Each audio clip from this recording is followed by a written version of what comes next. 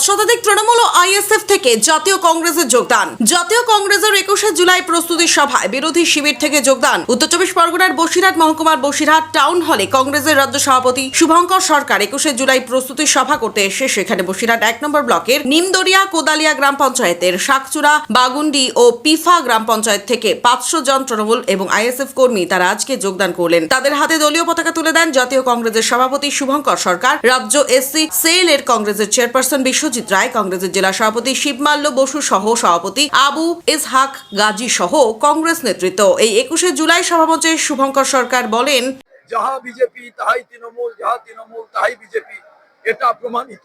Actually BJP তৃণমূলকে প্রাসঙ্গিক করে রাখতে চায়, কংগ্রেসকে ভয় পায়।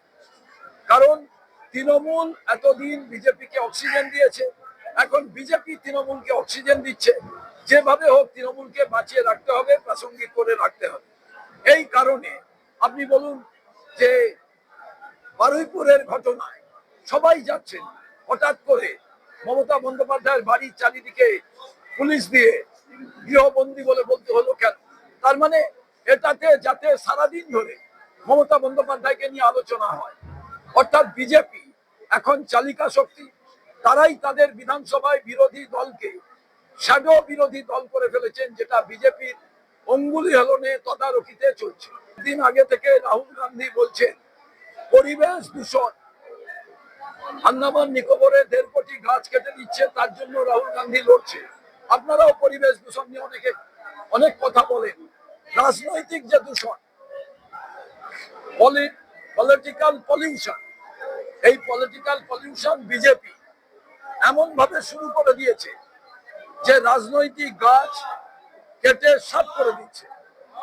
এর জন্যই মনে হয় ভারতবর্ষে বিউটি অফ ডেমোক্রেসিটাকে ধ্বংস করে দিতে চাইছে। মমতা বন্দ্যোপাধ্যায় যদি মনে করেন আমি যা করেছিলাম ভুল করেছে, কারণ 21শে জুলাই 1993 সালে যে আন্দোলন, আমরা ইতিহাস বিকৃত করি না।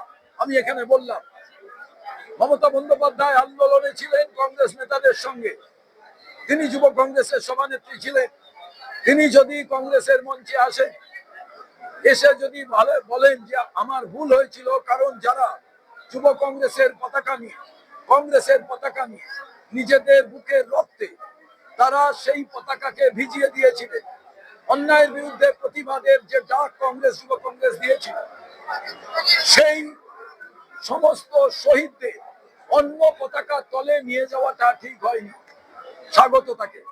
আজকে আমাদের পশ্চিমবঙ্গ প্রদেশ কংগ্রেসের সভাপতি মাননীয় শুভঙ্কর সরকার মহাশয় এবং জেলা সভাপতি শিবমাল্য বসু মহাশয়ের উপস্থিতিতে আমাদের বসিরহাট সাব ডিভিশনে আমাদের যারা কংগ্রেসের নেতা যারা আছেন, আমাদের সকলের সহযোগিতায় প্রায় 500 তৃণমূল এবং অন্যান্য দল থেকে আজকে যোগ দিলেন। যারা আজকে কংগ্রেসে যোগ দিলেন তারা বুঝেছেন এই ভারতবর্ষ এবং পশ্চিমবঙ্গে যে ডবল ইঞ্জিন সরকার চলছে, এই সরকারের বিরুদ্ধে লড়াই করতে গেলে তার বিকল্প কংগ্রেস ছাড়া কিছু নেই। এটা মানুষ বুঝে গেছে, তাই আজকে কংগ্রেসে সবাই যোগ দিচ্ছে। আমি বার্তা দেই যারা যোগ দিয়েছে তাদেরকে ওয়েলকাম জানাই, ধন্যবাদ জানাই আমাদের কংগ্রেস পরিবারে। আগামী 21 তারিখে যে শহীদ দিবস, যুব কংগ্রেসের 13 জন শহীদ হয়েছিল, সেই শহীদ দিবসকে সফল করার জন্য আমাদের সকল কংগ্রেস কর্মীরা এগিয়ে আসবে, সকল দেশপ্রিয় মানুষ এগিয়ে আসবে। আমি এই আশা করি, এই বার্তা দিয়ে যাই। Bureau report, Durnibar Bangla.